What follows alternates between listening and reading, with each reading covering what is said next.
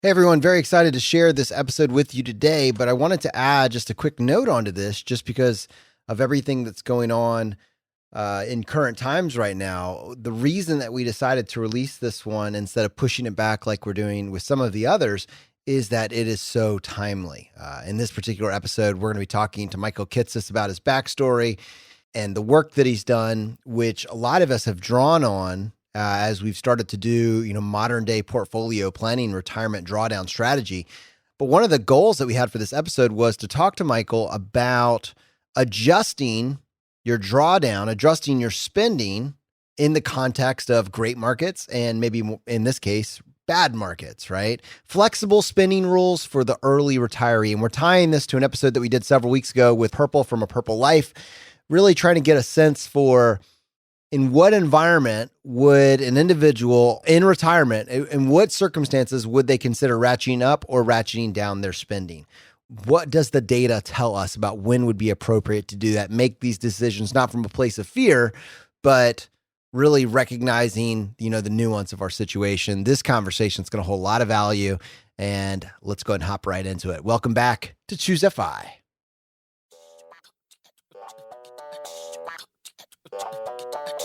You're listening to ChooseFI Radio. The blueprint for financial independence lives here.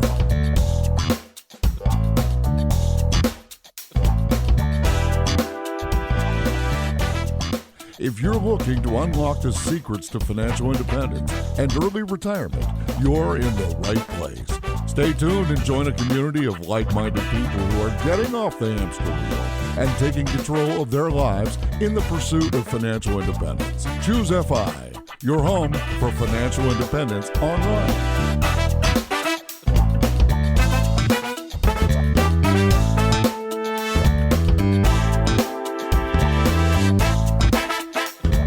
All right, everyone, super excited about this episode. We're getting the chance to talk with Michael Kitsis from Nerd's Eye View and Kitsis.com. And there's a couple reasons that I think this episode is incredibly valuable. First of all, let me just give you the title again. Flexible Spending Rules for Early Retirees. If you remember several weeks ago, we spoke with A Purple Life. We'll reference that episode shortly. But in that episode, Purple Life is approaching the age of 30 years old. I don't even think she's 30 yet. She's just hit a $500,000 net worth, and she's going to be pulling the trigger and retiring. And you could say at face value, well, that's dubious. I'm not sure how that's going to work out for you.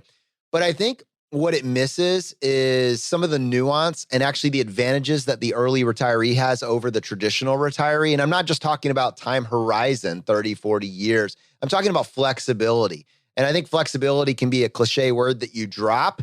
But I think that if you actually say, well, what is that flexibility? And then you pair that with flexible spending rules, it becomes a very powerful lever. And the reason I'm excited to talk to Michael about this is one, an article that he wrote in July, actually addressing this exact thing. We'll have it linked up in the show notes for this episode. But two, Michael is someone that is deep in academia, like he wrote at Nerd's Eye View. But more than that, talking about a talent stack, this is someone that is accessible and understandable. This is someone that is able to take data that frankly is mind-numbingly boring and tell a story with it. And so for multiple reasons, he's the guy. He's the guy to bridge the gap and help us take the data and actually apply that data to her situation and say, does this make sense? Is this viable? What should she be aware of? And to help me with this, I have my co-host Brad here with me today. How you doing, buddy? Hey, Jonathan, I'm doing quite well. Yeah, this is a rare opportunity to really dive into the numbers with a true expert. And I think flexibility on the path to FI is something we have long talked about here. People who have the wherewithal to reach financial independence at any age, frankly, not less, maybe decades early, they, in all likelihood, are not just going to sit on a beach somewhere and kick their feet up and just call it a life. They're going to earn some money, add some value somewhere, do something productive. And I think that flexibility is often lost in the, is fire a terrible idea conversation that we see sometimes in the mass media. And I think this conversation is going to provide some nuance to that. So I'm really personally very excited. So Michael, with that, welcome to the ChooseFI podcast. Thank you, guys. I'm excited to be here and talk about FIRE, talk about FI and flexibility. I couldn't agree more, Brad, with your comments around not just importance of flexibility, but the dynamics of flexibility, not only in spending, but just what you do with your time and the potential that you actually end out even putting some earnings and dollars back on the table. This was something that hit me pretty early in my career. In addition to doing a lot of the nerdy retirement research stuff, I also just live in a world where I'm a partner back to an advisory firm and we do wealth management for affluent retirees. Having done that now for nearly 20 years, one of the things that hit me pretty hard early on with working with our clients is we would have these folks that would spend years and years accumulating, building, and saving dollars and trying to get to that point where they could retire. In essence, they were financially independent, but that they could retire at 65 or whatever it was that they had set as their goal. Maybe things went really well in their lives and they're like, I got out at 60. And they would get out at 60 and they would retire and they would hang out for 6 months. And then they would realize they were insanely bored and there was nothing to do. And they were all excited about playing golf until they went to the same golf course and played the same thing 4 days a week with their same 3 buddies. And they got really tired of the same foursome and said, oh my God, I have like 29 and a half years of this left. I'm not feeling so good about retirement anymore. And they ended up like going back to work and doing stuff. You like go back to an old industry and started consulting or started a new business. We had a client who just decided she was a retired engineer and she really wanted to start making window treatments. She was good at making window treatments. She made them in her house. Her friends loved them. She made a window treatments business on the side as a retiree, and money started coming in. To me, one of the first pieces around flexibility that I think often doesn't get well understood in this journey to retirement and this journey to FI is that if she had realized up front she was going to have a window treatments business and make a little money, she could have been out 2 years prior. We had a client who was an executive who stayed in a very high stress, lucrative, but very high stress leadership position for kind of 5 more years trying to get to a certain lifestyle, retired, realized he was bored and miserable out of his mind 6 months in, ended up going back and consulting in his old industry, making some pretty decent money at it, even working like a third of the time that he used to, and realized he could have been out probably 5 to 7 years earlier had he acknowledged up front that his time was not going to be completely idle and some of it was probably going to end out in a productive manner that brings a little bit of dollars in, a minuscule fraction of what he used to earn, but enough that it dramatically changes the trajectory of sustainability of retirement or sustainability of FI. And just recognizing that flexibility, the fact that people overlook that flexibility, to me is one of the first gaps that gets created. And it means people work later than they needed to, and they get more fearful about the financial risk of pulling the trigger, not realizing there's this income valve that they could turn back on and may even find they like to turn back on once they have the true freedom to say, you don't have to keep working the job you did. You don't even keep working the company you did. You don't even keep working the same industry if you don't like that industry anymore. Just find anything for a fraction of your time that earns a fraction of the dollars that you used to, and it actually has a really, really material impact. Michael, I think in many cases and to many people, you might be one of the unsung heroes of the FIRE movement. And I say that in that your name is not a name that you encounter as soon as you hear about this idea right away.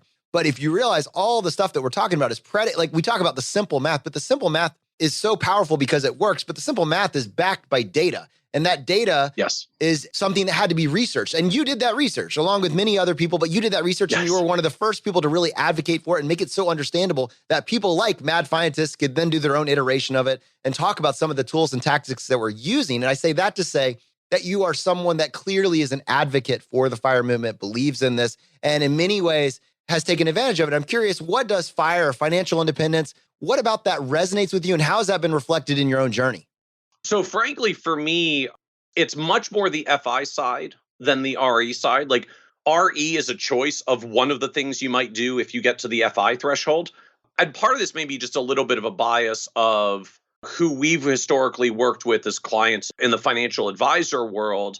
I'm based here in the Baltimore, Washington area, and the county we're in has the unique bragging right of having the highest rate of graduate degrees per capita of anywhere in the US. So we tend to have some pretty smart, well-educated folks, lots of doctors, lawyers, engineers, researchers. We've got, NIH in the area. We've got like Jet Propulsion Labs in the area. There's super smart folks whose super smart brains don't turn off when they're not in their old job anymore. And just watching one client after another retire and get bored 6 months, 12 months, 2 years, 5 years into retirement, and then find that they want to do something to apply their knowledge and brains back into what they were doing previously or in a different direction or in some direction, and having a bunch of money show up because they start earning again, just for me really started to hit home that it's less about the RE. That might be a choice. We do have a couple of clients that just, they retire and they're traveling around the world. And they're seeing the sights and they're doing stuff and they're totally super happy, and more power to them. They are never going back to any kind of work ever. But that's a choice. And to me, I think one of the biggest frustrations that I just view as a frustration of retirement, and started writing about this like 15 years ago, then FIRE movement came along and I think gave some, frankly, better words to it, better labels to it, is that the real threshold you're working towards is financial independence. It's the FI. It's the, I am at a point where what I do with my time no longer needs to be connected to the income that I make. That doesn't necessarily mean I'm at a point where I'm not going to go make any income. I'm just at a point where the way I spend my time doesn't have to have any connection to the income that I make. Now choose what you want to do with your open and flexible time. And some people do that in a call it an RE frame, like I'm done, I'm out, I'm traveling the world, I'm doing my thing.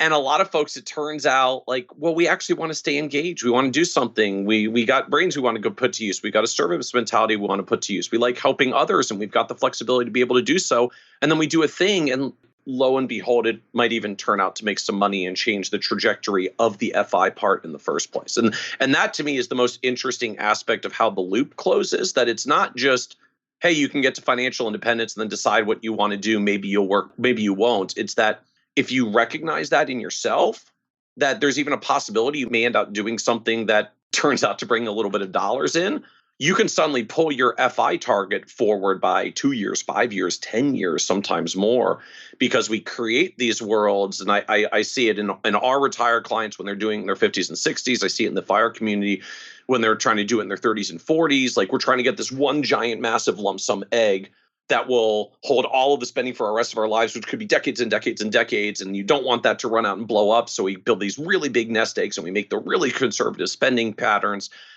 And then we end out just finishing with way more dollars and accumulating more than we'd expected. And like, not that, oops, I have more money is an unfortunate surprise. The part where it hits home to me are the people that spend 2, 5, 10 years more than they needed to in work that they weren't happy with, because they didn't recognize that they were close enough to say, if I do some work I like and make some money, that actually is a flexibility choice that completely changes when I can pull the FI trigger in the first place. Yeah, it's interesting because I think a lot of people look at almost like a worst case scenario. Let's say somebody who has a $60,000 annual expense target. So therefore at 4%, they're looking to save $1.5 million. But you're saying even if you make 20 grand, that's $500,000 less you need in that pot, right? That represents a full third of your yearly spending. Yeah, but like it's this monster, right? Monster reduction. And this, I mean, it's a fantastic example of seeing folks that are out there that are like, maybe like they're in good jobs, they're in good incomes, they're making six figures. That's how they're, living frugally and able to bank a whole bunch of money. So they're working towards this $1 or $2 million pot, 1.5 million in your example. And they're so focused on like living as frugally as I can to get to that $1.5 million pot that no one realizes, like, if you merely took an 80% salary cut, you only need 2/3 of the nest egg you're shooting for. Like if your income just goes from 100+ grand to 20, you only need $1.7 million, $1.5 million. Like that gets you there a lot faster. I love it. And not only that, but it turns out you might even actually be happier because you can do a thing that is gainful work that you actually like. Like just most of us as human beings, we're not wired to just literally be idle and sit around and do nothing. So we may do that by having call it an active retirement lifestyle. I like to travel. I like to volunteer. You might do a whole bunch of quote work that's completely unpaid, and more power to you if you want to do that. But I see it happen over and over again. People do a thing, and particularly if you got, say, 50 years of your life left to do it, there's a decent chance you're going to end up being pretty good at it. And it might even be worth something in the economic marketplace someday. And just a little bit of dollar, like just $20,000 a year is like pulling $500,000 off of what you need for the nest egg to pull the FI trigger in the first place. And like that's a meaningful multi-year shift for most people. So that's the macro level. Let's get a little nerdy, man. Let's go on the home territory here and let's just talk about we numbers. Going data? Yeah, let's do it. Just a little bit. Just a little bit. We'll keep it simple. All right. So I want to talk about safe withdrawal rates, which is what a lot of this is predicated on. It's what a lot of your work was focused on. And just for our audience, I think it's important, and I want to give you some scope here. I know you talk about things in terms of human capital and financial capital, and then how you allocate those. And with safe withdrawal rates, the data that you pulled out was largely extracted from the Trinity study. And with that, and I'll let you go deeper on this, but I just want to set this up real quick. The 4% rule, as it was known, was applied to mostly traditional retirees. And it was a number that you could safely withdraw over a 30-year time horizon and not run out of money with a 90% plus confidence level. Maybe it was 100%. But anyways, the larger point being, it was a number that was in place to resolve the worst possible case scenario. What they were resolving was you would either run completely out of money, right? How do we make sure you don't run completely out of money? But there's also what is likely to happen. And then there was the fact that for the vast majority of people, they ended up with multiples of what they started with. So if we're talking about a $1 million portfolio, based on this article that I was reading of yours, the problem was we want to make sure they don't run out of money. They're probably going to have what they started. They might have as much as 150 million, depending on what cohort they find themselves in. That's crazy.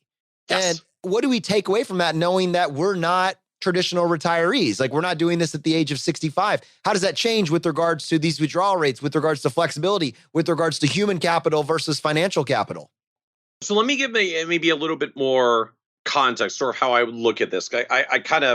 I think about it a little bit iteratively. So the starting point, as you said, is the original 30-year retirement horizon studies. The Trinity study, and a lot of us in the financial planner world actually look back to the original Bill Bengen study that came a few years prior. Trinity study did it on a Monte Carlo basis with randomized simulations. Bill Bengen's work did it with just looking at actual rolling historical periods from all the historical data that we had at the time. And you have to set it in the context of what was going on in the 1990s. So we were in a raging bull market. Prevailing wisdom was that you could spend 7 or 8% of your initial retirement account balance adjusted each year for inflation, and you would be fine. Like, that was the discussion at the time.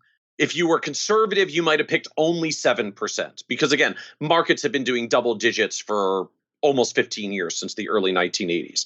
And so in this realm where everyone was talking about 7 and 8% withdrawal rates, Bill Bengen comes forward and says, well, funny thing, I get that works with the recent returns we've had. And, if you just sort of look at long-term average returns, you get about 6.5% as a sustainable withdrawal rate. But when I look at all the different time periods in history, it turns out that if you take that 6.5, 7 to 8% number, it actually crashes and burns a lot. Not all environments as good as the 1980s and 1990s have been.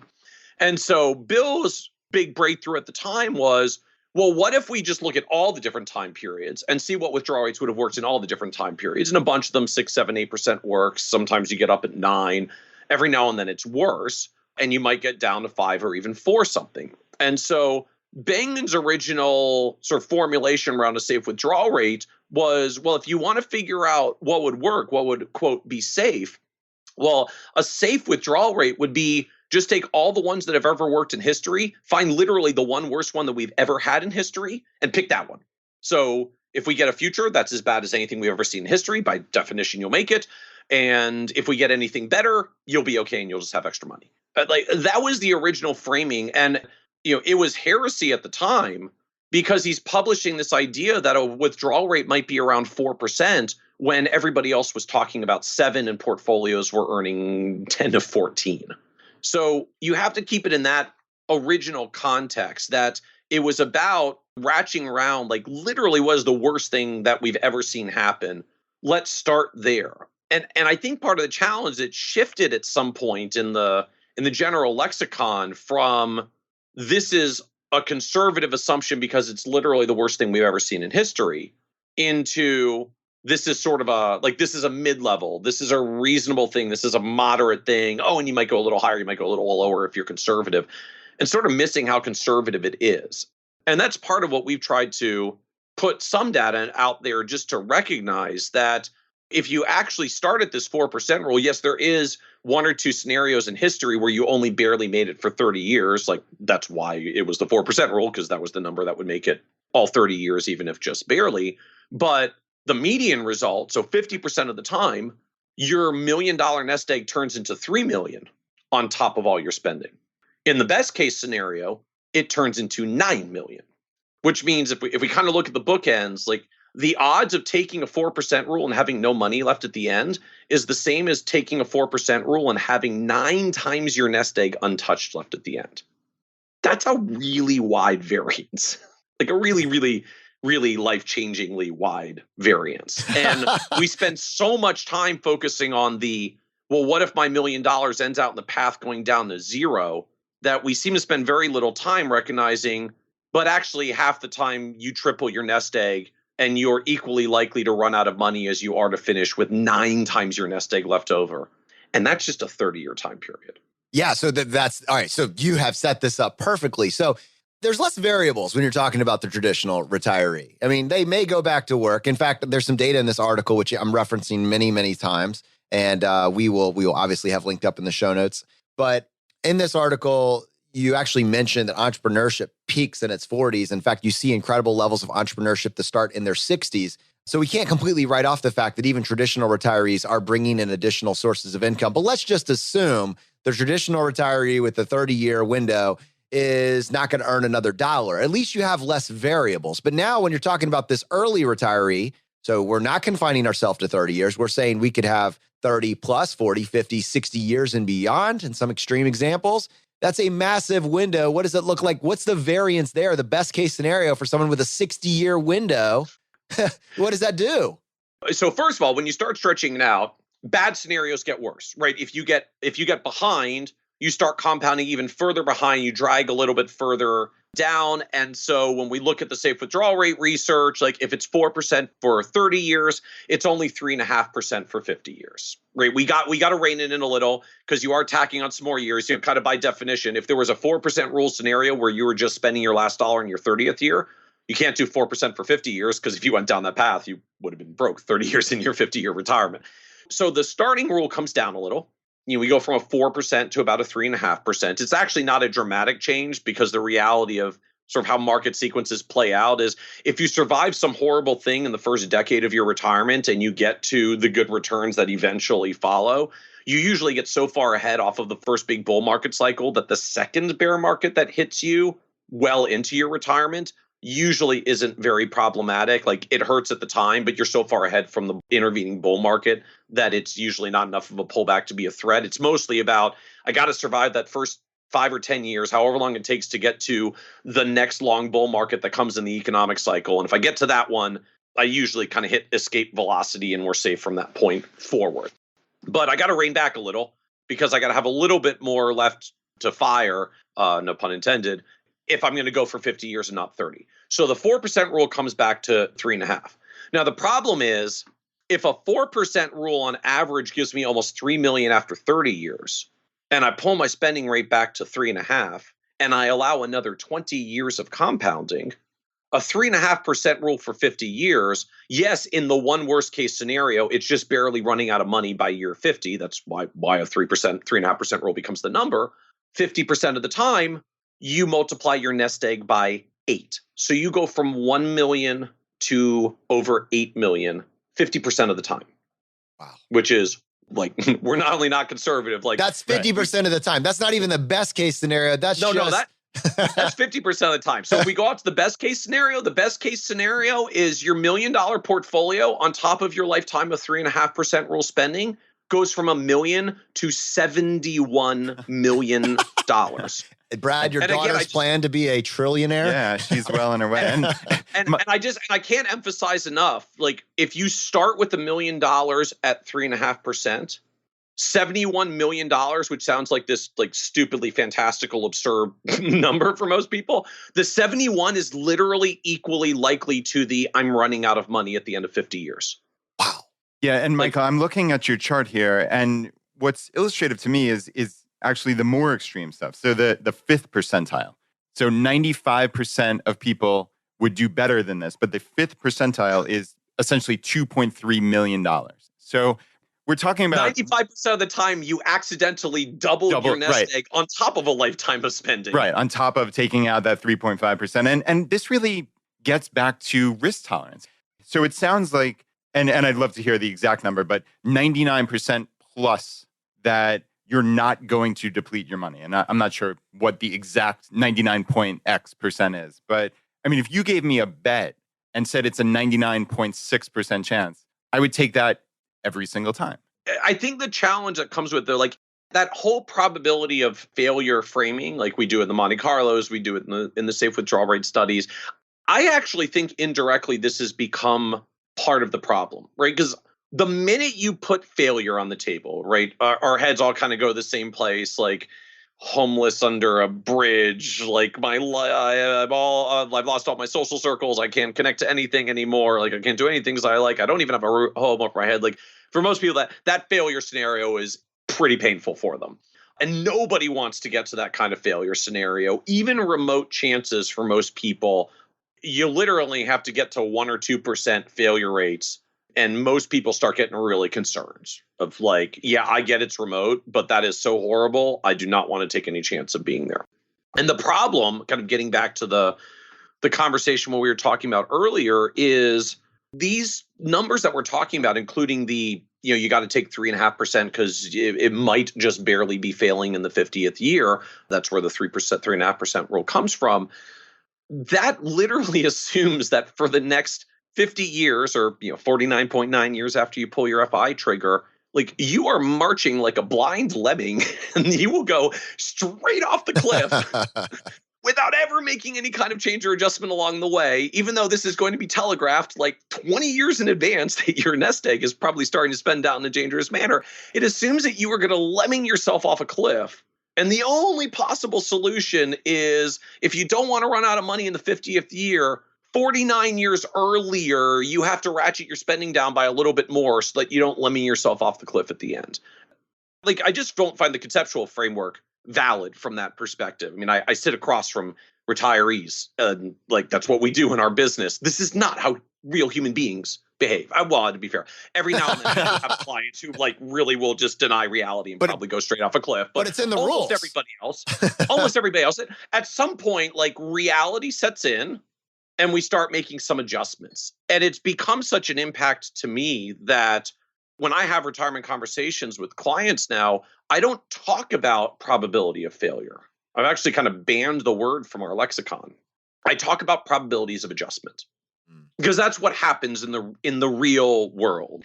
If things aren't going well, oh crap, you pulled the FI trigger and 10 years in, it turns out there's another complete economic meltdown and things are horrible and like the whole world might be melting down. Like you got some stuff left, but clearly this is going to have to change our lives. We don't just keep marching straight forward anyways and go, well, damn, it turns out another 10 years, all my checks are bouncing because apparently I ran out of money at some point along the way. Like horrible stuff happens and we say, well, crap, sucks, but I guess I'm going to have to make an adjustment. And once you introduce the possibility of an adjustment, the whole discussion starts to change. Because if I told you, look, any retiree can have 100% probability of success. It's really easy. Just promise that if something horrible happens, you'll drastically cut your spending. Won't feel good, but like I can always stop you from running out of money. Just drastically cut your spending. Now, not everybody wants to drastically cut their spending. So if I save a little bit more in my nest egg, I might not have to adjust as much to pull back. And it might be a little bit less likely that I need to adjust at all. But when you start thinking in those frames, it's not about a probability of failure. It's about what's the probability you'll have to make an adjustment and how significant would the adjustment be. The whole framework starts to change. And we had a client where we were going through this and they were one of those like really conservative folks. We showed them a plan with a 98% probability of success and they were just fixated on the 2% chance of failure. Stop saying failure, Michael. We use the word adjustment around here. Well, and that was so like I'm talking about the 2% probability of failure with them. And like I sort of had this crystallization moment with the client. Like I'm looking at their situation, their life was like they go back and forth between a home here and a condo up in Rehoboth. We're in the Maryland area. Lots of people like to go up to Rehoboth Beach. I point out something like you realize if like the 2% scenario happens, all it means is you're going to have to downsize your Rehoboth condo. Like you're going to have to get rid of the mortgage there because you're going to have to relieve that cash flow. So you're going to have to downsize to whatever you can buy with the equity in your existing condo, which was actually a decent amount. Like they could buy something. It wasn't going to be the fancy condo they had. They were going to have something. It was like, so you realize like the only 2% failure here is actually just you might have to downsize your condo. You even still get to have a condo in Rehoboth. You just might have to downsize the condo. And then it goes to 100%. And they were like, oh, well, that's not so bad. I mean, it would be a bummer. We really like the place, but like, 2%. you're telling me I won't even have to materially change my lifestyle and then we're fine? It's like, yeah.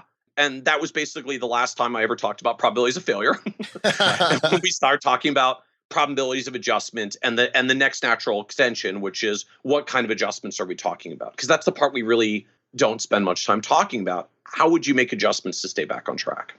Michael, with maybe that client in mind or a similar client, what withdrawal rate are you looking at? Is it 3.5%? Is it 4%? Does it vary based on their age or other factors? Talk us through that. So first of all, it varies quite a bit based on age and other factors. We had actually published a piece a number of years ago that was sort of our retrospective on like 20 years worth of safe withdrawal rate research up through the mid 2010s, since we put it out a few years ago, that built essentially a chart of about a dozen different factors that actually move that number up and down. Because there's a lot that wasn't in the original research. And I don't mean that's a knock to them. Like, I published some of this research as well. Like, you got to start somewhere. So you start with simplified models and then you complexify them over time.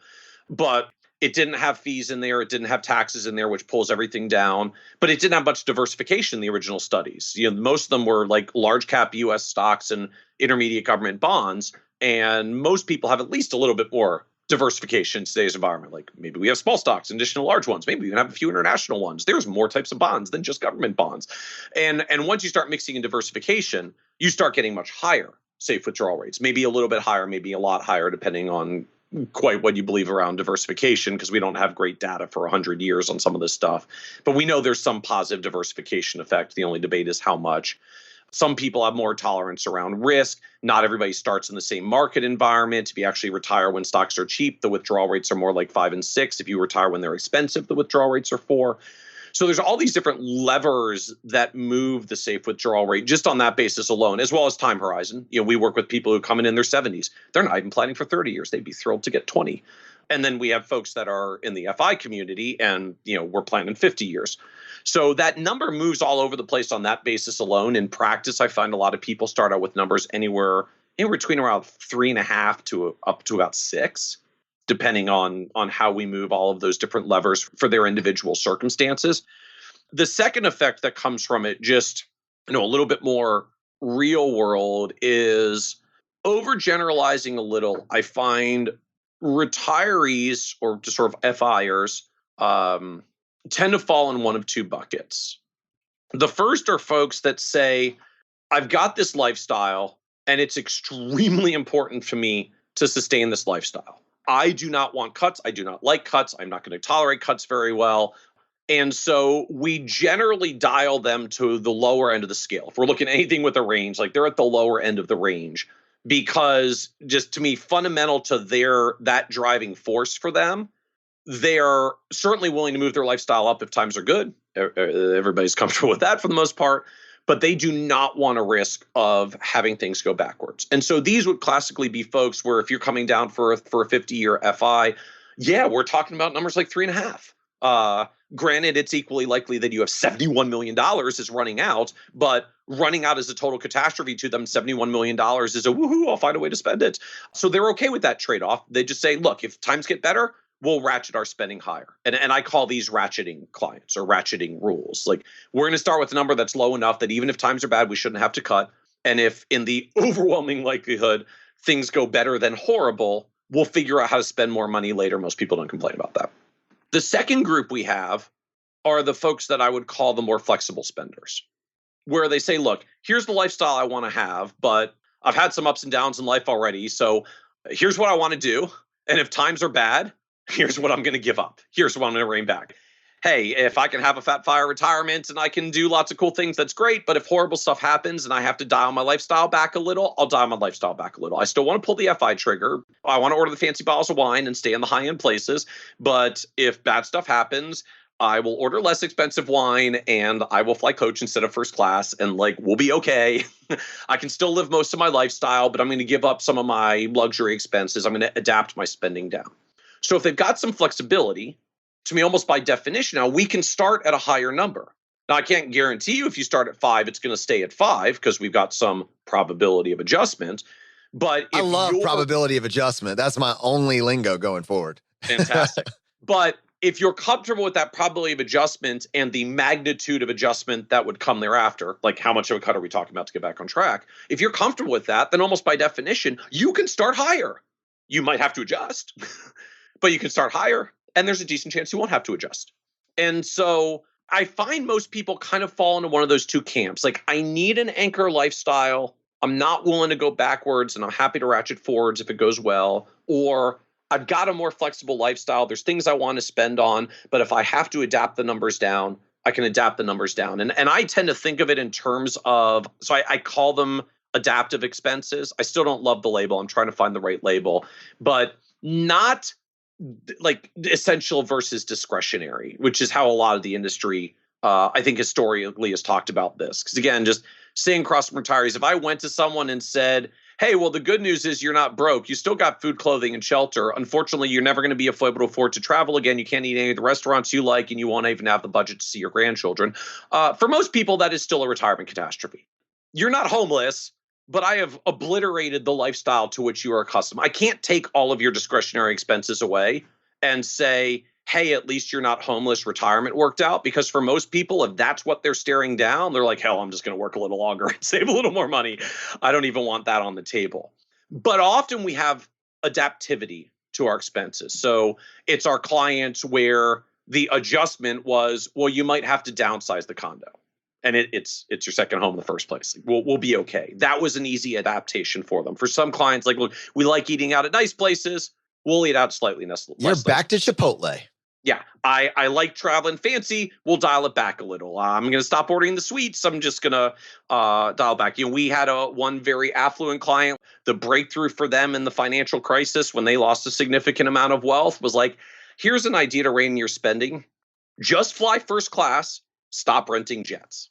that was their version of adaptive expenses, right? We didn't want to get rid of all the discretionary stuff and be homeless, which is sort of the vision that was in their head. Like, we need to adapt expenses a little, but they were still traveling. They were still doing a lot of the stuff they like to do. It was like, we just have to adapt it down a little. Let's stop renting private jets and just fly first class. So there's an adaptivity level that a lot of us have in our expenses. The more we spend, usually the more room there is to rein that in. If we're a little more frugal, there's a little bit less give in the first place.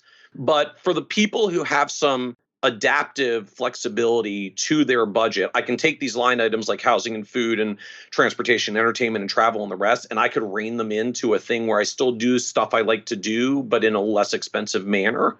Are the folks that I would generally say, fine, then we can start out at a higher number. We don't have to sit down at 3.5. We can go to 4, we can go to 5, even for 50-year plus FI scenarios. But you have to agree to the adaptivity. You have to agree that if stuff starts moving the other way, you got to be ready to actually rein that stuff in. And if that's not going to sit well with you, we ain't starting at the higher number. We're starting at the lower number.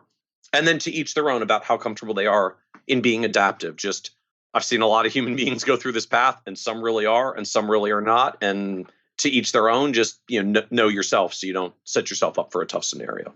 So, Michael, you talked about the adaptive flexibility there, kind of on the potentially downside or cutting. But a handful of minutes ago, you talked about ratcheting up. You're talking about that 5 person who has that 50-year time span. Maybe they start at 3.5%, but you said if things are going well, maybe they can ratchet it up. And I'd love to hear you talk through that scenario, what people would be looking for, what milestones, what percentages, numbers, et cetera. Talk us through that. Sure. So I think there are a couple of different ways you can go about this. The original ratcheting rule that we made in some of the work that we published was just super simple. If your portfolio gets up 50% from where you started, give yourself a 10% raise, check back every 3 years. Like, it's pretty simple. I can keep track of this. Basically only need 2 or 3 numbers and a little bit of math. If you get that far ahead, so you built a cushion, which means even if there's a market pullback, it's only pulling back on the cushion. You can give yourself a raise. Now, if you ratchet up every single year in a bull market, then the bear market may hurt you a little bit more. So we said, don't ratchet up every year, check every 3, and you're off on a good path. So that's one version. That's kind of a pure ratcheting strategy. When you got a cushion, give yourself a raise. As long as you got the cushion, keep giving yourself raises. The second way to go about this are what I like to call guardrail rules. And so I sort of think of this like, So I've got three little ones. We take them bowling every now and then. And so, when I was growing up, when little kids went bowling, you had bumper lanes where they would actually have these like giant inflatables that you would blow up and put in the gutters of the bowling alley so you wouldn't get a gutter ball. Now it's all modern with technology. So these little rails just pop up, block the gutters when the kids are up, and then the rails pop back down when the adults come and bowl. And so when my kids go to the bowling alley and they get on the bumper lanes, one of two things happens. So either my daughter grabs the ball, rolls the ball down the alley, gets a fairly straight roll, it goes to the end, hits the pin, she's all excited, she does her little dance. Or she rolls the ball, it drifts slightly askew, hits a bumper, bounces off the bumper, goes back in the middle lane, hits the pins. She is equally happy, has no context as to even the significance of having hit the bumpers or not, because there are no gutter balls in her world in the first place, because we have bumpers in place. All she knows is every time she hits the pins, and she just wants to see how many fall down at the end. Every roll's a win. You can do the same conceptual framework with your retirement spending. Our roll of the ball is whatever our current withdrawal rate is, and our bumpers are just extremes on our withdrawal rates about how much you're willing to let it vary. So I might start the roll with a lot of our retiring clients, so we're talking like 30-year time horizons, we might start the ball rolling at 5%, but we put bumpers in at 4 and 6. And we say if at any time during the first 15 years, because that's sort of the danger zone, if at any time in the first 15 years, you veer so far off track that your withdrawal rate either goes above 6, which means your spending is outpacing your portfolio, which is bad, right? We don't want our spending to outpace our growth. If your withdrawal rate goes above 6, you got to take a 10% spending cut, which I find for most people, like 10% hurts. It's not pleasant, but it's manageable. I got some flexibility in my budget. I can handle this. If my portfolio outpaces my spending, so my portfolio is growing, my spending relative to my portfolio is dropping, my withdrawal rate is 5, then 4.5, then 4, and then it drops down to 3 something. If I get under 4, I've hit the guardrail on the other end. This guardrail bounces me back into the lane by giving me a 10% raise. And so now I've got an adjustment system in place. We're going to start your roll at 5. We're going to keep you between 4 and 6. And we'll see what happens. I don't know what particular market path you're going to get. I don't know what market returns are going to be. But I know by definition, you're never going to be outside of 4 and 6. And I know by definition, you actually can never run out of money in this scenario, because at worst, you'll just keep hitting the bad guardrail and reining your spending in until you get down to a cruising path that's comfortable for you.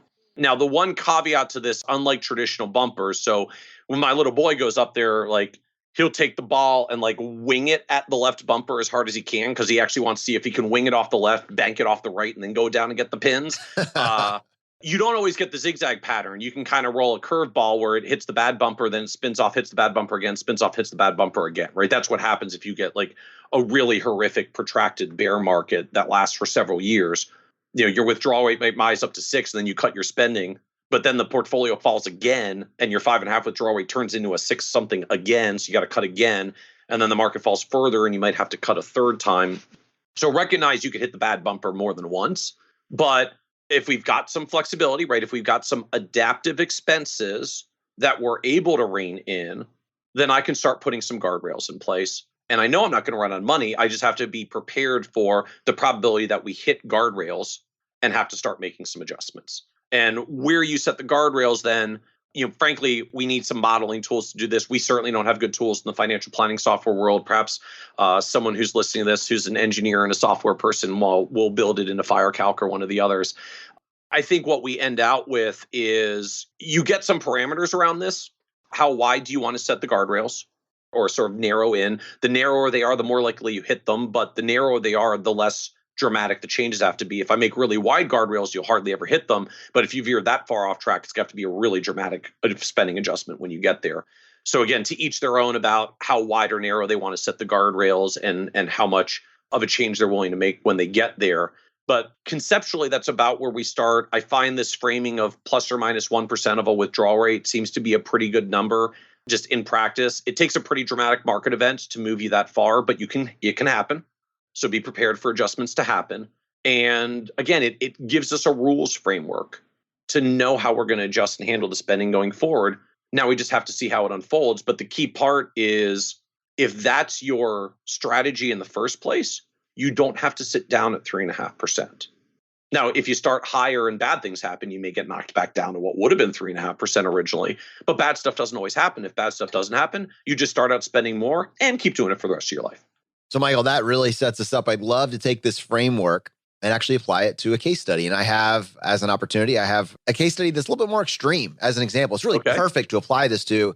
Several weeks ago, it's episode 169 for our audience. We interviewed a Purple Life. She blogs anonymously at purplelife.com. Because of that, she's radically transparent with her numbers and with her retirement plans, which are to leave the workforce next year with the nest egg of about $500,000, 2 years in cash. She has plans for healthcare. If she goes back to work at some point, she's open to that. She's built a skill set as a blogger. She could probably monetize that. She works in marketing. She could get another job in that industry if she ever had to go back. She feels confident about her healthcare plan. She also feels confident with geo arbitrage. She's 28 years old. She would qualify technically for Social Security. She's not building it into her plans as a 28-year-old.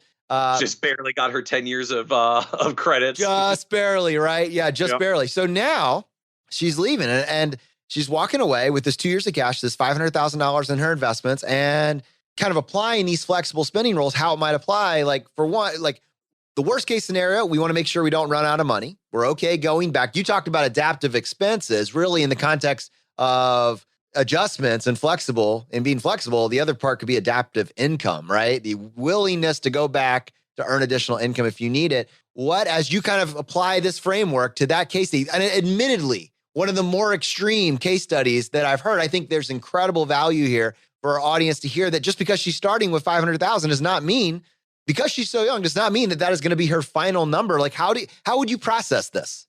So there's a few things that jump out at me in a scenario like this. I mean, first, just I'm sure everyone's starting to like do the math or pull out their yellow pad. You know, $500,000 at 3.5% is about $18,000 a year, or $1,500 a month. So I guess plus healthcare that she's got sorted out separately. So just does that math work for her? That's a pretty frugal lifestyle for most people, almost anywhere. So does that work for her? I guess if it works for her, it works for her. So that's her call. But I think that's the first question that some people are asking. Now, I would be looking at this again and saying, holy cow, you're 28. How do you really feel about never doing work again for the next 60 or 70 years? Work 10, take 70 off is not really, like, it's just not quite how our brains are wired. So I would be wondering, asking questions like, is there really some likelihood that you're going to end up working again at some point? I mean, heck, you're doing this blog thing. Highly likely. Do you want to keep doing the blog thing? And I mean, you can dial it back a little if you feel like it's been too intensive, but you got a cool story. There's going to be some people that want to follow it. You can have some advertising or affiliates or some other things on there. Like, is there other money coming in that either we can consider or just that we can spend? One of the ways that I see a lot of people do this, even in the I'll call it the traditional retirement realm, as well as the FI realm, is kind of segment their spending a little to say, look, I've got this nest egg. I'm going to do my withdrawal rate off of it. That kind of covers baseline expenses. And I'm comfortable with that. And if I decide to go work a little bit more and do a thing, any of that money I get, that's gravy money, that's spending money. And so you want to take an extra vacation? Get a gig. Get a marketing gig, get a consulting gig, whatever she's doing in her space. Like, get a gig, get some money, take the money, spend the money. To me, like, her lifestyle certainly has upside potential just on that basis alone. And really, for someone that's looking at FIRE this young, I have to admit, just like hearing the scenario, I come much more to what she's going to do with her time for the next 70 years than what she's going to do with her portfolio for the next 70 years. As we've sort of discussed here, if she's got any flexibility in her spending, maybe she could start at a little bit of a higher number. Now, when I hear someone that's spending at these levels in the first place, unless she does some pretty extreme geo arbitrage to really bring expenses down, I would be worried she doesn't have a lot of adaptive spending flexibility when we're already starting here. And so I really would probably have her down at the lower end of the withdrawal rate scale, because I would be nervous that if she starts higher, it may be difficult or uncomfortable to trim. But she's got a skill set as a marketer and a blogger. She's good enough at it. She's been able to put a really great nest egg away before she's 30. What on earth is she going to do with the rest of her time on Earth? And can we make some realistic assumptions, or at least just have some conversations of what are you going to do if some earnings show up at some point, both because it's additional money and just from the nerdy technical perspective. additional work for her at this point actually has a monstrously positive return for Social Security purposes. Social Security calculates its benefits based on your highest 35-year average of earnings. Her Social Security formula will basically be 10 years of earnings and 25 zeros, because that's her high 35 if she's out of the workforce for the rest of her life. And so each year she works with any level of money is averaging into that formula, replacing zeros with working years. And when your income is that low, you are still in the first replacement tier of Social Security, which gives you a 90% replacement rate on your income. That's how the Social Security benefit's calculated until your lifetime earnings are more than $10,000 a year. And she may not be much above that if she's going to average in 25 zeros.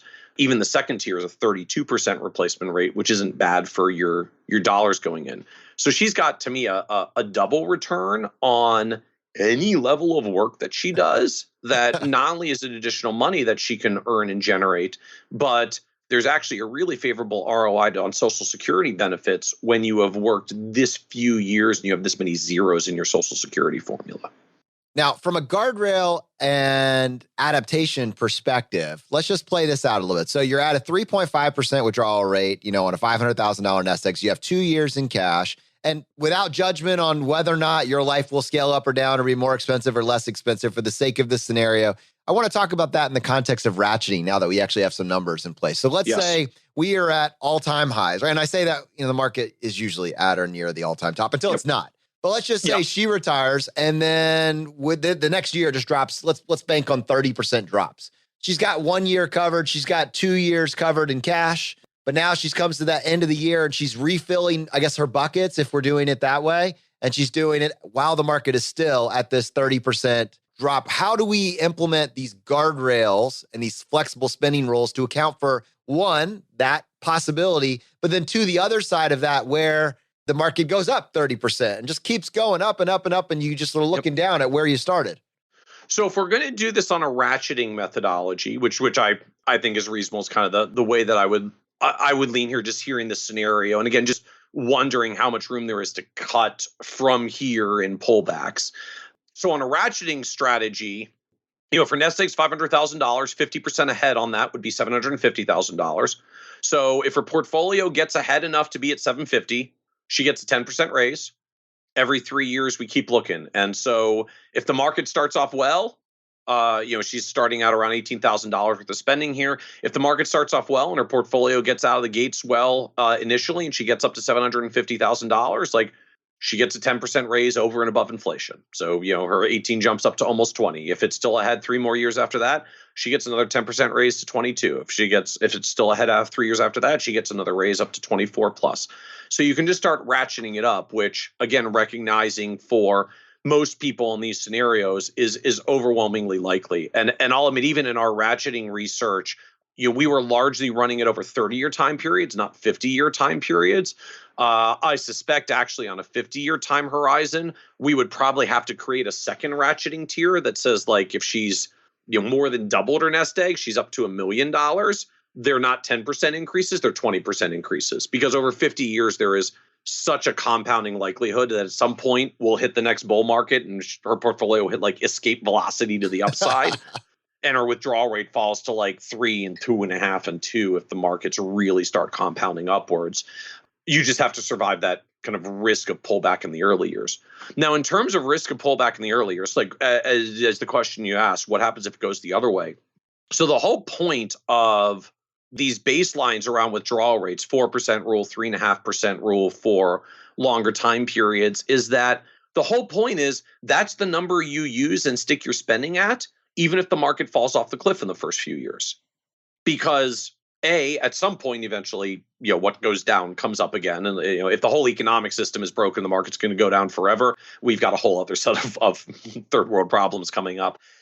Assuming that at some point the economy gets growing again, eventually the rising tide lifts all boats, 3.5 is low enough that, heck, if the market basically gives me nothing for 10 years, let's get really long. If the market gives me nothing for 10 years and I'm only withdrawing 3.5%, I'm still going to have 60% out of my portfolio left 10 years from now for what by then is probably going to be a pretty tightly coiled spring for a potential bull market, because if I've been getting no returns for 10 years, stocks are getting pretty cheap. All right.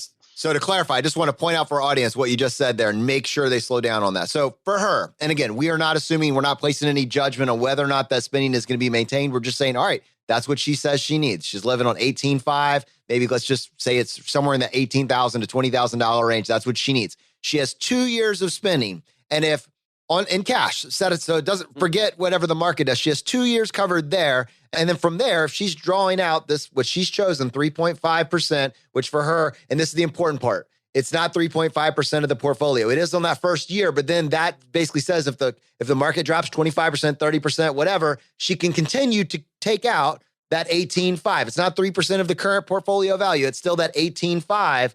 Now, correct. Combined, she has 12 years. And so the question is, what is the likelihood that the market comes back in a roughly 12-year period of time? If the answer to that is it likely will, she's good to go. And that assumes no adaptation on the income side. That assumes she's not going to go back to work. She's not going to earn another dollar. She's not going to use the skills that we just laid out.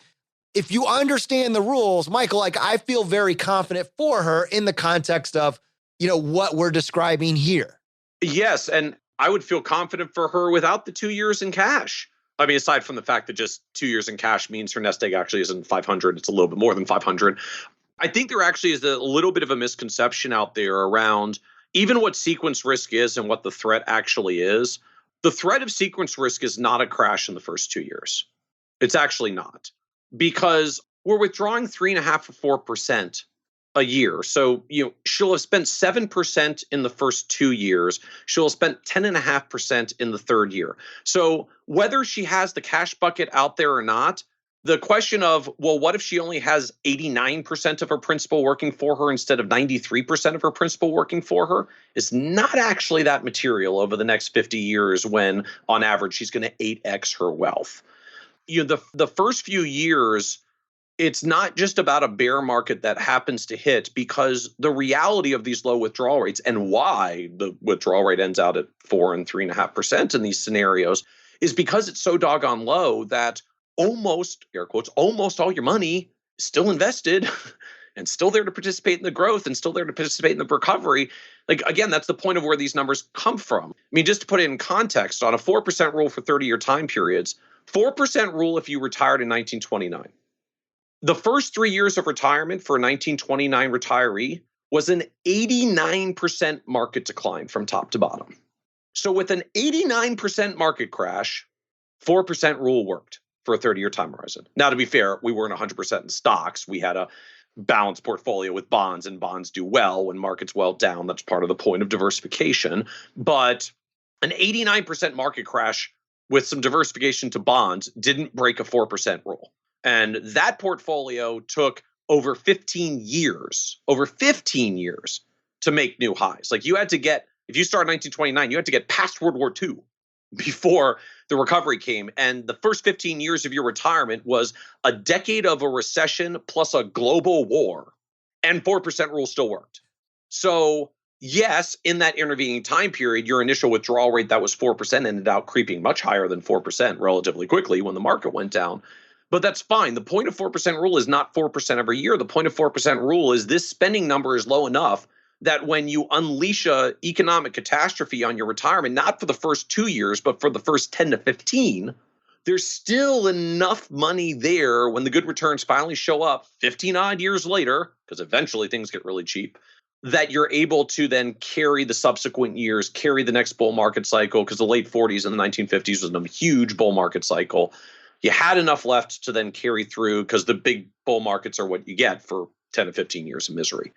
But the important thing to understand is it's really not about 1 and 2 year market crashes. If you retired in the summer of 1987, right before the crash of 87, you took your first withdrawal in the September of 87, you took your second withdrawal in the September of 88. Your second withdrawal was at a higher portfolio value than the first withdrawal. You literally wouldn't have even seen the 24% market crash and the worst market decline in a single day ever, because we're only pulling these checks once a year. And by the time you got to the second year, the market had fully recovered because it was a sharp V. So it's not necessarily about a market crashing in the first year or the first year or two. It's about the speed of recovery much more so than the crash. So if I V down in 1 or 2 years and then V back up in the next 1 or 2 years, the long-term impact on my retirement spending is pretty negligible.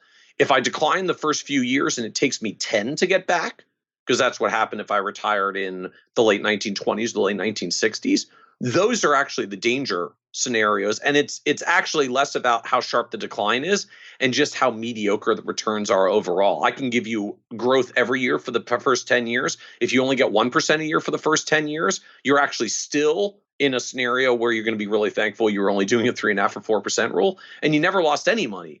But 10 years of mediocre returns is the real problem scenario. And I point that out for 2 reasons. One, strictly speaking, you don't have to freak out even if there's a market crash out of the gates, because it's really more a matter of how quickly it recovers than whether it went down in the first place. But the second reason I point that out is if what you're really trying to protect against is a mediocre decade, 2 years of cash actually doesn't do much for you.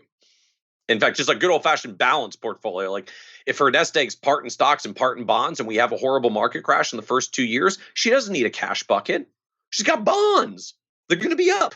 It's what government bonds do when the market crashes and there's a recession and things go down. There's a flight to safety and bond prices rally. So you don't even necessarily need the cash when you're worrying about bad decades, because 2 years of cash ain't going to solve a 10-year problem. And you don't really need the cash if you've got a diversified portfolio, because that's what the bond part is supposed to do. It's not there to be a return engine, particularly in today's low yield environment. It's there to be the thing that does well when everything else goes down. And even as we look at this and talk about this with a lot of retirees who really hate owning anything in bonds because the yields are so low, as we'll usually frame them, like, we're going to have an allocation for bonds. And you know what? I hope they make you no money for the next 20 years. Because if they do, your stocks are tanking. That's actually probably not good. I hope they don't make any money for you, because you know what happens if they don't make any money for you? Market's probably doing great, and you're already on the path to 2x, 5x, 8x your money, because that's what happens when stocks compound for multiple decades. The bonds are there to actually be that ballast. It's much more about 10-year mediocre returns than 2-year market crashes. And the whole point of the approach is your spending is low enough that even if you get the bad sequence and temporarily your withdrawal rate rises, it's okay because it weathers 10 to 15-year storms. That's where these 4% and 3.5% rules came from. Michael, you've been talking a lot about diversification and looking at a lot of the research, it's generally 60-40, right? So 60% equities, 40% bonds. But you did some analysis based on 80% equity and percent likelihood of success. And we talked before about the 5th percentile at 50 years, 3.5% withdrawal at 60-40, and it was 2.3 million. But that 5th percentile goes up to 3.5 million at 80% equities, which I found fascinating. I'd love to hear you talk through that. Yeah. So optimal portfolios overall, we sort of get this range. I'm going to talk about this in terms of stocks and bonds because it's a little easier to just talk about 2 asset classes, not try to mix a zillion of them together. Suffice it to say, more diversification, it all works better, at least a little bit. When you look at different asset allocations for safe withdrawal rates, and I'll start with the 30-year time period and then sort of jump to the 50-year. With the 30-year time period, what we see with asset allocation is if I were to draw a graph of your asset allocation from 0% in stocks to 100% in stocks, and then look at what is the withdrawal rate that works, what you get is a shape that looks like an upside down U. So if you have very, very little in stocks, your withdrawal rates aren't very good. The reason is high inflation like the 1970s is devastating if all you've got is bonds. If you go really, really heavy in equities, your withdrawal rates are worse because now you get scenarios like crash in 1929. If you were all stocks and you rode that all the way down 89%, this is not going well for you. And so what you find is the peak is in the middle. And it depends a little bit on what data sets and assumptions you use, but you basically find the optimal exposure is somewhere between about 40% and 70% in equities. Much lower than 40 and inflation becomes too much of a risk, much higher than 70 and severe bear markets actually become too much of a risk. The balance point in the middle really is better than either tail. Now, when you stretch the time period further, you go from 30 years to 50 years, that whole chart kind of shifts to the right a little bit. And your optimal equity exposure shifts from a roughly 40 to 70% level up to about a 50 to 80% level, sometimes even as much as 90%, depending on whose data you use. But things like crash of 29 are if your data goes back that far, that was a pretty horrific scenario. So it usually limits how much you want to go up on equities. And again, the more conservative your spending is, right? If we stretch our 30-year time period out to 50 years and we take our withdrawal rate from 4 down to 3.5, we get even a little bit more room to have a little bit more equity growth in the long run because we're pressuring our portfolio a little bit less in the first 10 years if we get one of those bad 10-year cycles. And so when we look at 50-year scenarios, we do start finding optimal equity exposures for supporting withdrawal rates stretch out more to something like 80% in equities than just 60% in equities. And as we sort of showed in that chart, your worst depletion year is still very similar. You're like at 3.5% rules for 50 years. You're falling short 2 or 3 years of the 50-year time horizon at 60 or 80% in equities, because the safe number is technically like 3.45 or something. We rounded to 3.5, so you run out a year or two short.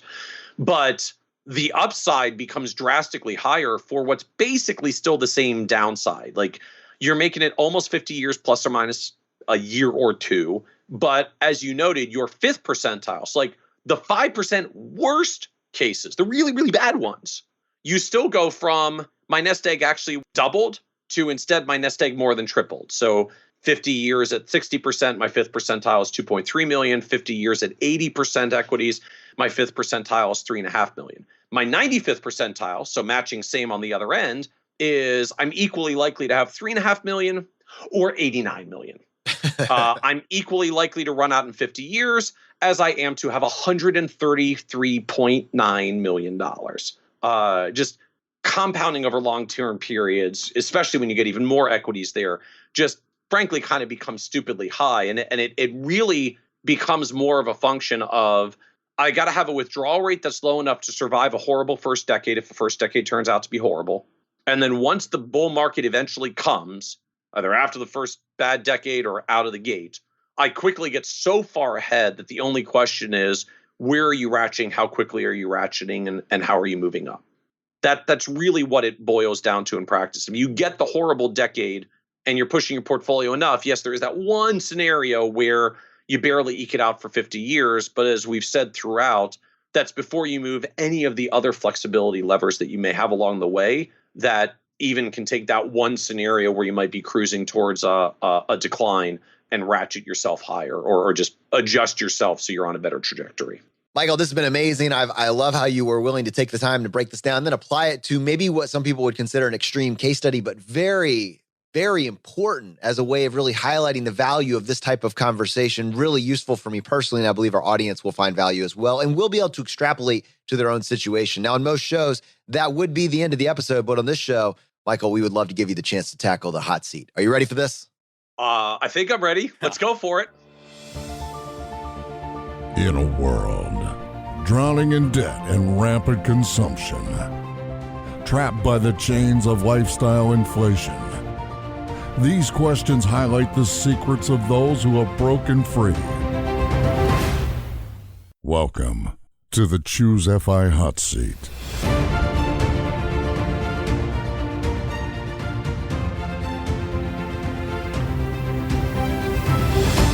All right, Michael, question number 1. What is your favorite blog, podcast, or book of all time? Favorite blog, podcast, or book of all time? On the podcasting end, I kind of nerd out on all of our industry stuff and podcasts in our industry. I sort of have a two-way tie. Barry Ritholtz's Masters in Business and Patrick O'Shaughnessy's Invest Like the Best. Big fan of their podcasts and what they're doing on both sides. I hate to cop out on these, but on the blog end, I really can't say I have a favorite one because I'm one of those people that loves consuming a ton of information from a ton of different sources. And it's actually it's the breadth of information and the range of it that actually sort of really does it for me and gets me really excited. When I think about best books and things that probably had the most impact on me, I have to go with Michael Gerber's E-Myth. As someone that's kind of built business and built career myself and have lived as Gerber talks about, the challenging transition from technician to business owner. It's a really, really powerful book about thinking about yourself differently and changing your mindset in what you're building in your own career. Man, I'm adding that back to my reading list for 2020. I think I own it and I need to read it. So yeah. Oh, then you definitely need to read it. All right. Question number 2, an inflection point in your life that was especially memorable or meaningful. So that's an easy one for me. Taking the leap away from the firm that I worked at and out on my own.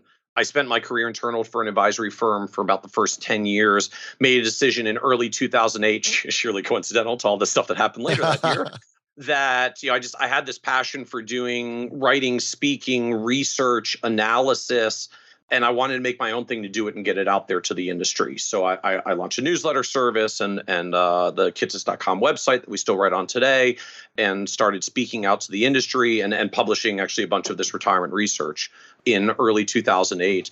And to me, it's sort of an interesting kind of quasi-FI transition in and of itself. Like, I was able to make that leap because I spent the decade of my 20s living incredibly frugally. I had a crappy, 12-year-old used car that I paid for in cash off of eBay back in 2002.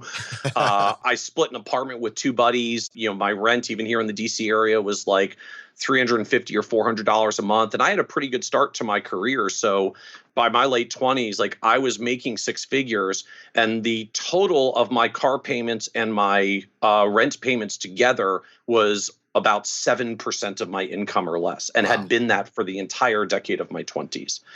That's what gave me enough of a nest egg, not necessarily for retirement and full FI, and I wouldn't know what to do with myself in retirement anyways, but enough of a nest egg that I went into the founders of our firm and said, here's the deal. I would like to go do this writing, speaking nerd thing in our advisor world. I actually don't want to leave the firm completely. I think there's some things I do around here that are still valuable. I would like to stay attached to the firm. I would like a little bit of a salary and health insurance benefits because I needed to solve for the health insurance problem at the time. If this doesn't work out, I've got enough saved because I've been living really frugally that I'm not actually in danger if they say no, but it would be really nice if they said yes.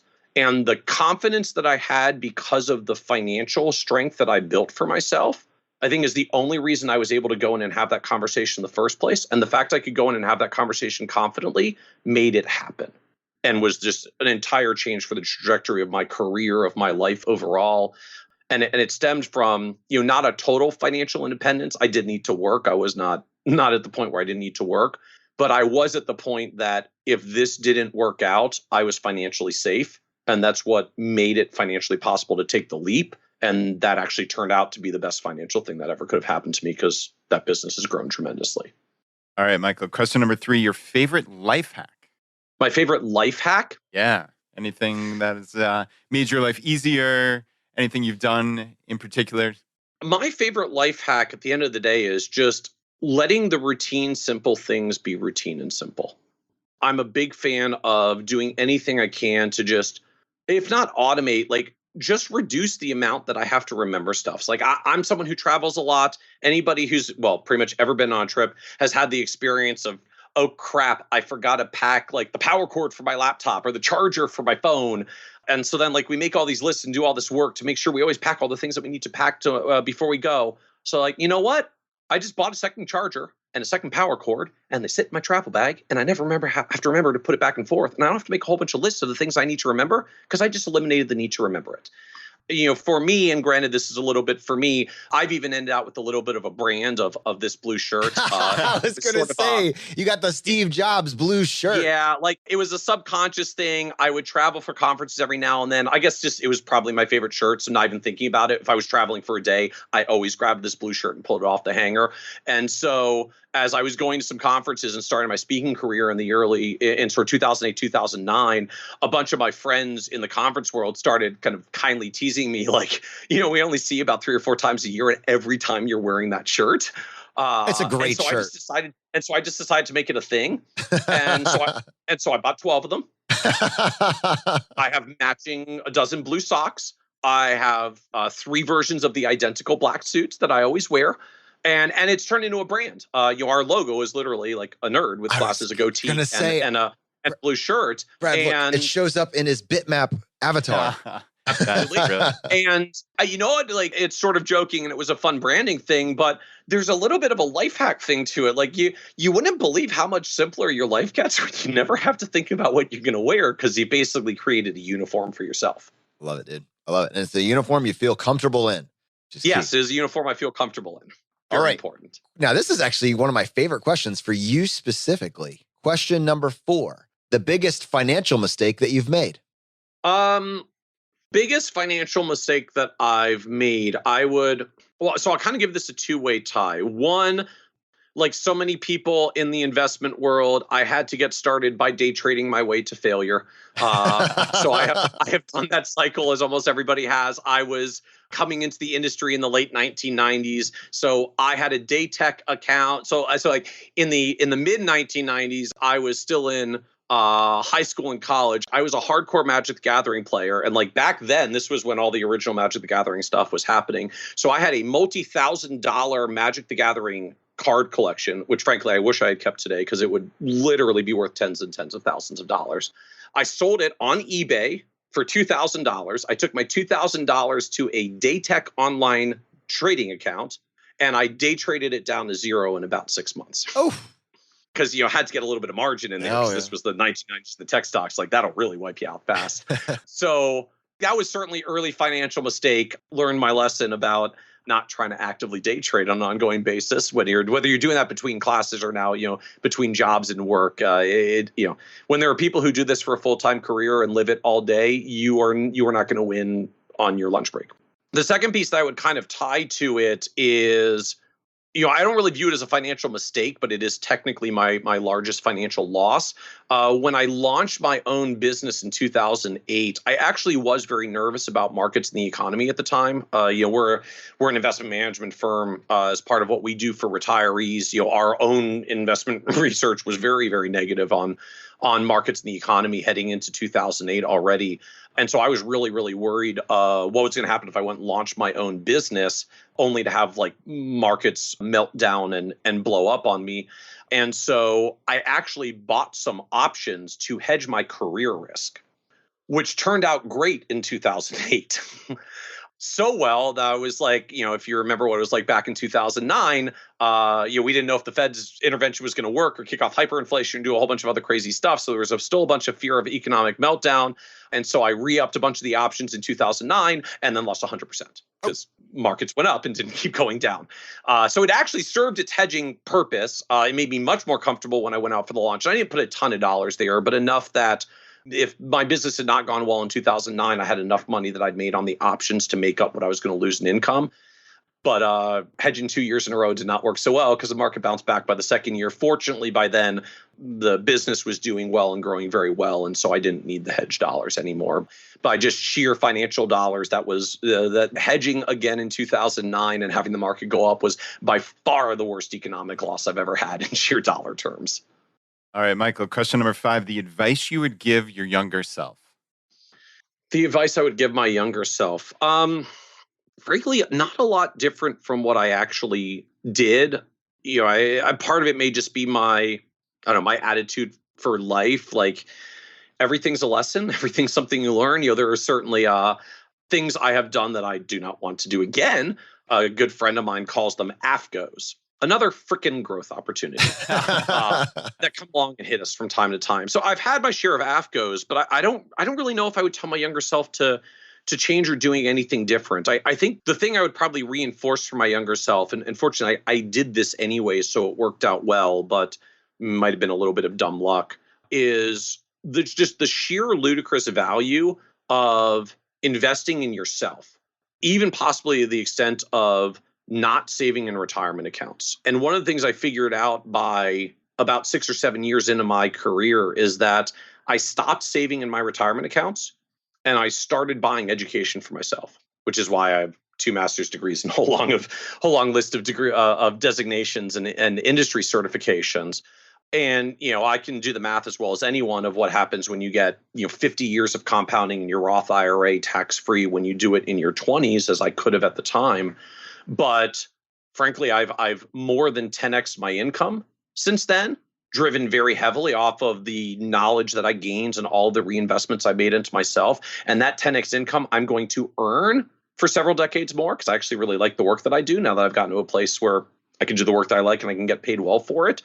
And so I created far more wealth, economic value, and what ultimately can drive towards financial independence for me now by not plowing dollars away to save for retirement and FI in my 20s, but plowing the dollars into myself so that I could have a whole lot of career growth in my 30s. And I'm now in a completely different place economically in my 40s than I would have been had I merely been diligently saving all along. And I think sometimes we really underestimate the economic value of investing in ourselves when we've got multi-decade time horizons to work. Even if you want to get to a point where it's FI and you're only doing the optional work that you want to do, if you invest in yourself, you're probably going to have some value to create in the economy. You're probably going to find a way to get paid for it. And as we said earlier, $20,000 side hustles is like $500,000 on your FI egg. And if you have a deep expertise and you consult for larger numbers than that, you quickly move yourself forward on the FI path by lifting the value of your human capital first and reinvesting that into your financial capital second. I love it. And it's something I've heard echoed by Scott Trench when we interviewed him as well. Invest in yourself. Great advice. Now, we do have a bonus question for you. What purchase have you made over the past 12 months that has added the most value to your life? Oh, man, what purchase have I made over the past 12 months that added the most value to my life? Could be a book. Could be some self-education, self-improvement. What do you got? I feel bad. This is like just the nerdiness in me coming out. Buying a high-end laptop. Bought a really nice high-end like Dell XPS 15 laptop. I'm a person that, in part to keep some semblance of my own work-life balance and someone who travels a lot, like I have to be productive from the road. I have to stay productive from the road. I have to stay productive wherever I am because otherwise it spills over when I get home and then I got to work on evenings and weekends. I don't get as much time with my kids. And so buying just a very nice high quality laptop so that I am instantly productive wherever I am, including buying a mobile hotspot to go with it. So I don't have to rely on hotel Wi-Fi's and tethering to my smartphone that may or may not have enough battery itself. Just giving myself the opportunity to be maximally productive when I want to be productive gives me more opportunity to both do good work in my career and eventually have better work-life balance because it keeps work from spilling over. And I'm constantly amazed at how often people in their working world or their business world don't spend on things that can improve their own productivity and basically handicap themselves and then wonder why they're running out of time and all the work is spilling over and all the rest of the challenges they have. So just that was really powerful for making sure that I can stay maximally productive when it's time for me to do work, to get work done and not putting up with excuses like, oh, my laptop's being really slow today, and oh, the hotel Wi-Fi isn't working. Well, I can tell you, Brad and I were both smiling as you were sharing your story. Effectively, you said you hadn't reached financial independence yet, but in our opinions, you had reached a fully funded lifestyle change, and you were able to go into your employer and make a quote-unquote unreasonable request, and you got it because the benefits of financial independence are not binary 1 and 0, but you accrue power all along this journey. I appreciate you sharing not only your personal story, but also really the tactics, the data, and applying that to specific case studies. I know our audience got value as well. People listening to this, I mean, you mentioned your productivity. You're one of the most productive people that we have ever met. I believe you, on top of all the writing that you do and the work that you do and the businesses that you've started, you do, I believe, somewhere between 50 to 70 speaking events a year, which probably contributes a little bit to the travel that you mentioned. If someone someone's listening to this, they want to find out more about you, they want to connect with you, connect with your content, what is the best way for someone to do that? Kitsis.com. So KITCES.com. I was not so lucky on the immigration translation boat, but at least if you see the name, it is me or my immediate family. Kitsis.com has all of our content and all of the related business and companies that we started in the advisor world. We do a lot of stuff for advisors. We do a lot of stuff for retirees. We do some work for folks that are in the FI world as well. And so you can find all of that at Kitsis.com. Michael, thank you so much for joining us on the show today. My pleasure. Thank you so much for having me. All right, my friends, I hope you got value from today's episode and you've been getting value from the episodes up to this point. Go ahead and press the subscribe button on the platform you're listening to this on, whether it be your podcast via Apple, Stitcher, Spotify, or YouTube. And if you have not yet checked out our YouTube channel, you can watch video of this at ChooseFI.tv. We're bringing it to you in an extra dimension. If you are hearing about this idea of financial independence and maybe some of the terms that we talked about, the data that we talked about was just a little bit next level, you're not quite there yet, and you're trying to get some context for the conversation that we had today, by far, the easiest way to start is just to aptly go to ChooseFI.com/start. There, we've created an illustrated guide to FI, which kind of walks you through some of the tenets of financial independence and a very easy to comprehend manual. And it also will reference you to some of those essential listening guides, those essential listening episodes that talk about really the backbone of what we were discussing today, making it very easy to get into and get started on your own path to financial independence. All right, my friends, the fire is spreading. We'll see you next time as we continue to go down the road less traveled. You've been listening to ChooseFI Radio Podcast, where we help middle-class America build wealth, one life hack at a time.